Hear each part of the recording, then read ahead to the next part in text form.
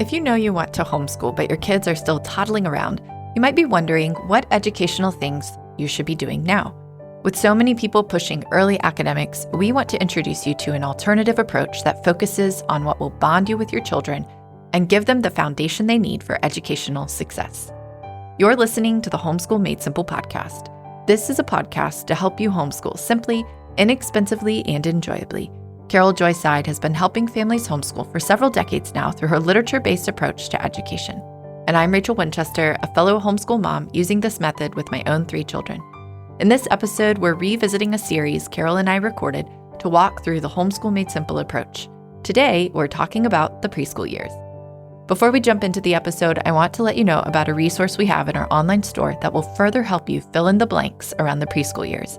If you listen to this episode and want to learn more details about what to focus on before your kids are school age, check out our preschool interview where Carole and JJ talk about the 3 things to focus on while your children are young: Bible, nature, and work. Visit our online store at homeschoolmadesimple.net/store or click the link in the show notes to access this $10 audio recording that will help you homeschool for preschool. Now let's get into the episode. Well, today I am back with Carole to talk about preschool specifically, but we're doing an overview of what our philosophy of education is in a nutshell. And so if you missed the last episode, it was the overview and gave the whole vision. And then now we're going to start to break down, okay, what does this look like in the different ages and stages of homeschooling? So we are back for more. Yay. Let's talk about, first of all, how old are preschoolers? Well, obviously in America, that has a lot of scope for imagination. I would say until 7, I don't consider a child school age officially. So in the 4 Scandinavian countries, that would be their answer. Until 7, they are, quote, preschool. You could include kindergarten in that if you use a traditional and historic approach to kindergarten, which is a garden of children, which is cooking and cleaning and animal care and nature walks and singing with rhythm instruments. But if it's preparation for Harvard, which kindergarten has become, then we won't go there.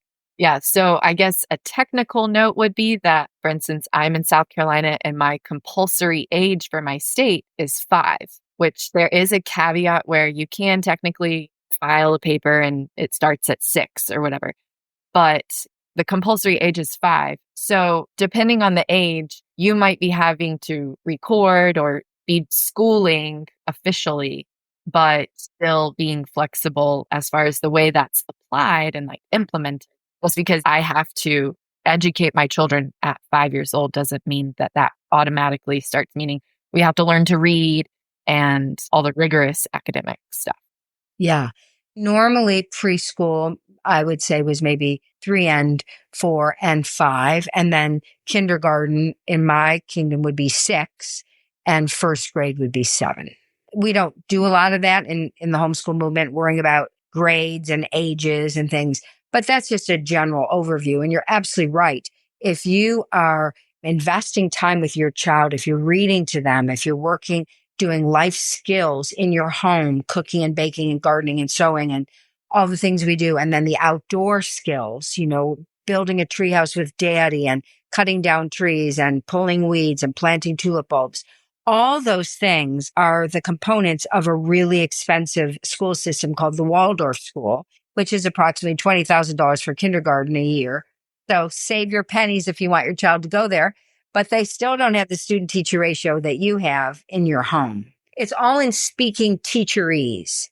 So all you do is you go to home or whatever, Office Max or whatever those places are, and you buy in August a teacher's planning book. And every day you write down all the life skill experiences that your child has had. We helped at the food pantry. We visited the widow up the street and brought her muffins. We painted our neighbor's fence as a surprise. Whatever it is, that is all quantifiable by writing it down. If you have to use teachery terms like community service and compassion ministry and life skills, whatever it is, feel free. Home economics, wood shop, call it what you will, but have confidence in yourself. that the education your child is getting is better than any education they could get anywhere because you are one-on-one interacting with your child. And if you have a large family, better still, because you have all those older siblings now educating your youngers, which means they have like a student teacher ratio of 12 teachers to one student. You couldn't afford that at any cost. And so your kids are living the dream. You need to know it. It's a good sized family right there. Yeah, it is. Why not? Children are a blessing, and the more, the merrier. Very merry.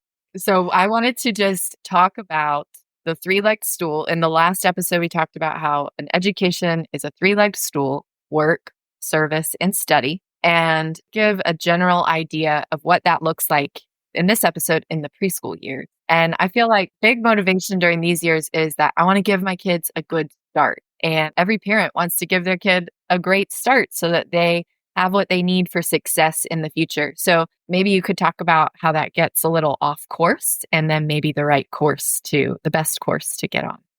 So first thing I would say is, of course, none of this is original. Dr. Moore would say, we don't do anything for our child that they can do for themselves. So the best start I know of is giving a child the freedom to work and serve in their own home and them getting a lot of kudos for that. Not for how cute or how smart they are, which they had nothing to do with, but the way that they're contributing to the family corporation, Dr. Moore used to say. And so they feel needed and wanted and depended upon, he would teach us. And I have watched that. Children get very bored with being fawned over and spoiled and catered to. But what they love is feeling like they're doing adult work at a young age and getting the approval of the adults in their lives from that. You know, I love to tell the story of a little girl. I think she was Australian or New Zealand child. I can't remember, one of those countries. And one day her grandmother called her up. It was her birthday. I think she had turned 5. And the grandmother said, "And darling, what did you get for your birthday?" And the little girl said, "Oh, grandmama, you won't believe what I got." And she said, I just have no idea what. And she said, "Mommy said I get to make my bed all by myself." And the grandmother said, "What? Are you sure? Can you do it?" "Oh, I can, grandmama. Mommy's been working with me. And she said today, because I turned 5, I can do it all by myself." And there was this rejoicing over the phone from this little girl because she saw this as a privilege, not a punishment. And so raising our children with that expectation that contributing to the family is a rite of passage. It's something to be bragged about. It's something to call daddy at work and tell him, "You won't believe what little Matilda did today. She scrubbed the whole bathroom and you're going to need sunglasses so you don't get retinal damage when you come home because it is sparkling." And her hearing that and what that does for a child and their self-esteem and their sense of accomplishment. And they want to grow up to do more and more of this because they learn what a pleasure it is to serve and to give instead of just to receive. So work is the key. It's a cornerstone. Yeah. And I feel like really work is the emphasis in preschool between the three things. And really work ties into so much service at that age of just, we participate, we are serving each other in our family. Why are we folding clothes again? Why are we emptying the dishwasher again? Well, we ate, like helping them have that perspective because we're all people. We're all human. Like we talked about before, they're not coming out godly and none of us are naturally bent towards that. Oh, sure. I would love to serve other people. I would love to do this thing again and again and again. But that's such a big part of discipling them in these years.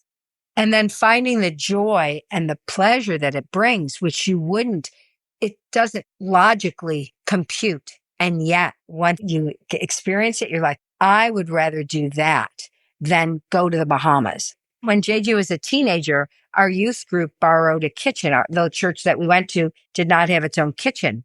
And so we asked a sister church if we could borrow their kitchen. And they did a lunch, I believe, or a dinner, I can't remember, for the homeless, of which there were many in our community. And I remember the kids going, that was the best thing we ever did, and nagging the leadership. When can we do that again? They didn't beg for like, can we have another pizza party or another volleyball game or whatever mindless thing? But that one thing was the thing that stood out, and they talked about it and talked about it. They knew the homeless people by name. They were all planning, we're going to get this person tennis shoes. We're going to do, like, they owned it and felt this satisfaction that they didn't feel from being served and fawned over. They felt it from having responsibility and being treated like they could make a difference in people's lives. And they did. Do you want to get your kids into music lessons but don't want to add a commute to your schedule? Take commuting to music lessons off your to-do list this year and spend more time actually making music. At Voetberg Music Academy, you can learn to play piano, guitar, mandolin, ukulele, or violin and fiddle right in your own home. Rewind the tough parts, speed up your progress with bonus lessons in the video vault, and learn a new song every single week. My daughter had just started the piano lessons, and she is really loving it. Join thousands of other families using VoetbergMusicAcademy.com as their one-stop shop for musical instruction, all for less than $30 a month per family, per instrument.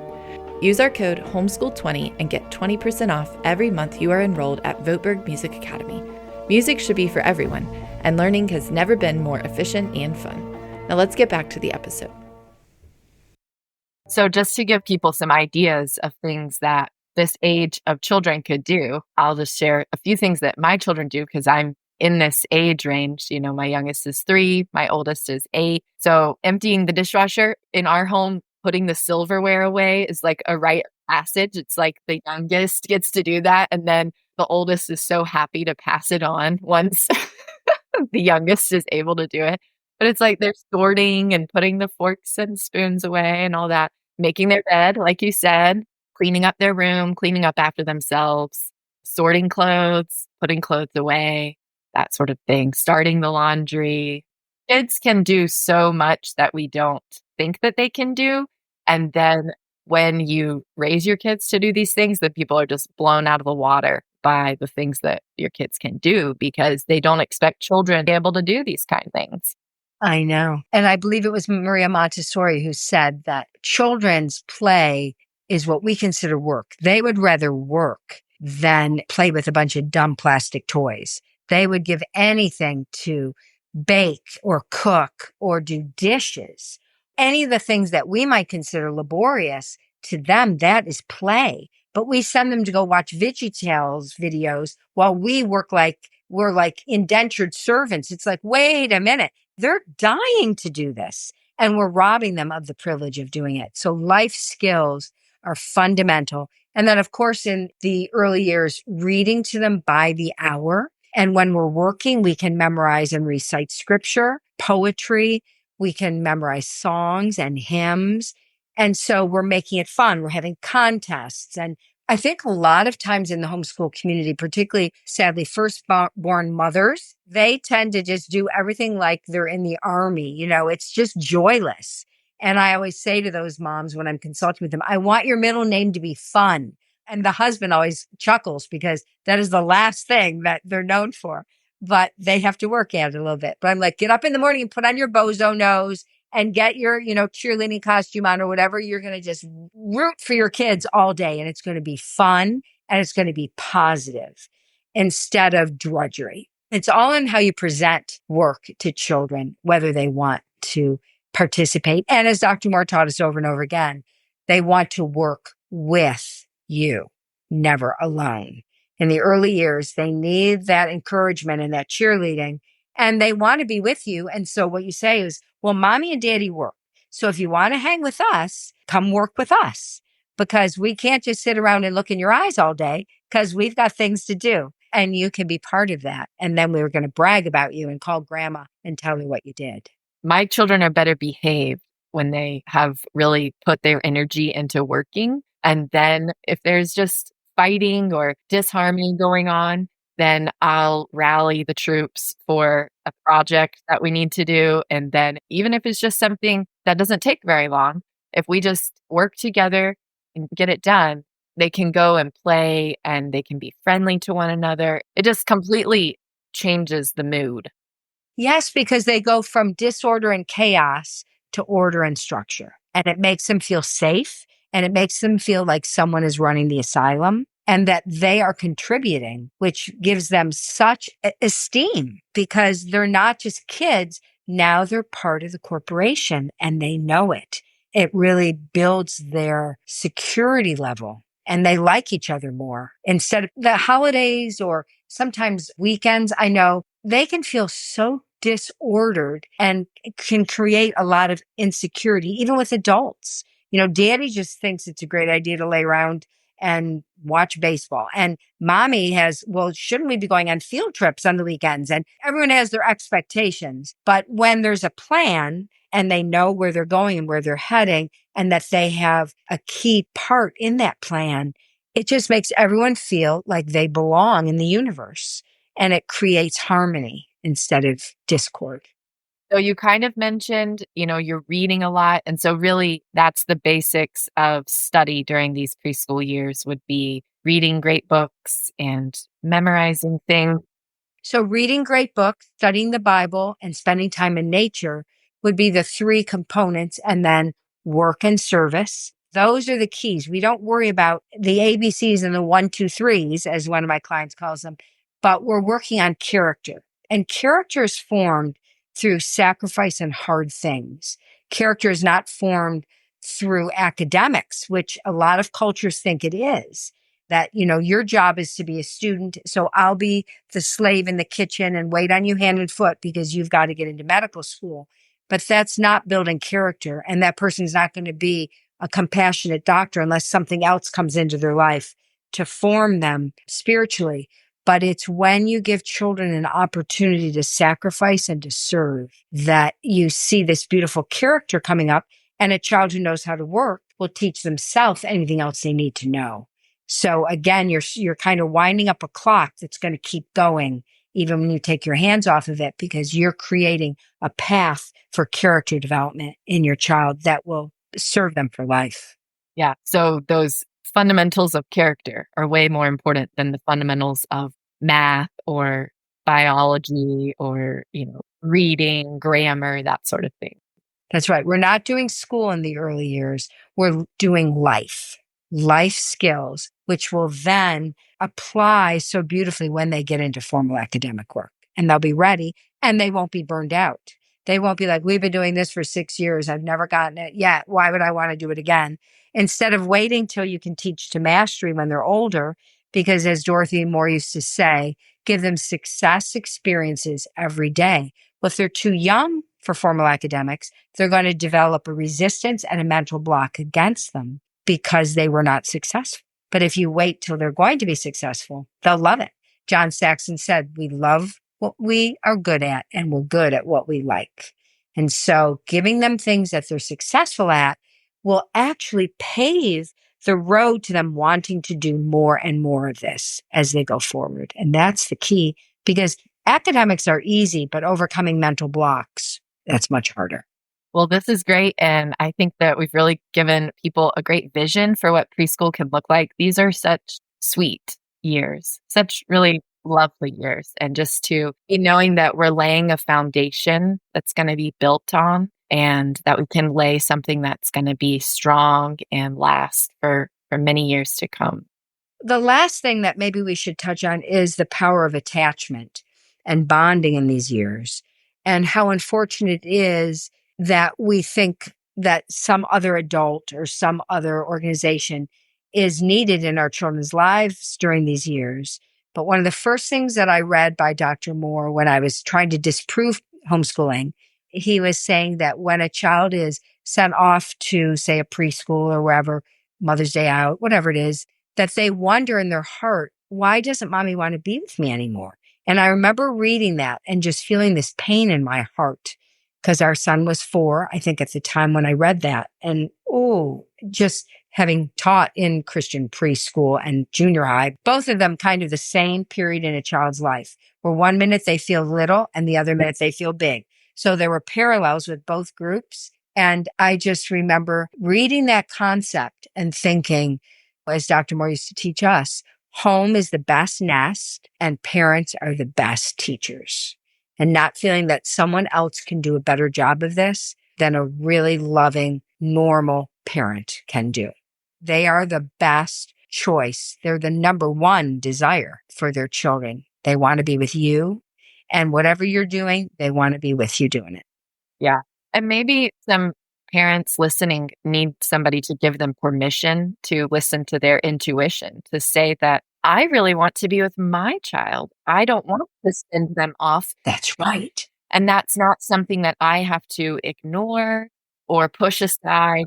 I need to listen to that intuition because that's what's actually right. That intuition is God given for a reason because we are meant to be with our kids. And so just if anybody's listening who needs permission to keep their child with them, then I hope that this episode can be that for you.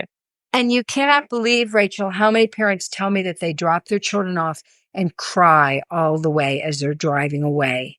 And just what you said, to listen to that still small voice that God has put, particularly in moms, but in dads as well, and not be intimidated by the experts because mommy and daddy are the expert on that child.